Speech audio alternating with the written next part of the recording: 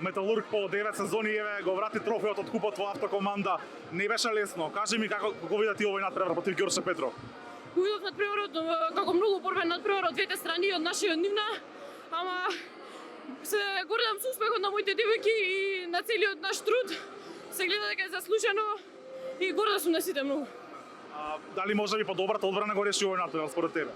Мислам дека да, бо одбраната и борбеност одбраната го добива надпреварот како што викаат и срекна сум многу. Минатото лето со националниот тим беше MVP во Литванија, сега еве си MVP на овој турнир. Со 15 години играш на едно високо ниво. Дали веќе те контактираат од други клубови или продолжуваш во Металург? Па гледам во сред сезона не размислувам за тоа.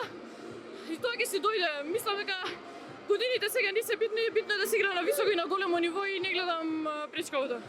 Металург нема да биде шампион во женската лига, но еве освоите еден трофеј. Ја оценуваш како успешна оваа сезона за вашиот клуб? Сметам дека е успешно, дека може уште подобри и се надевам дека следната година ќе биде уште подобро.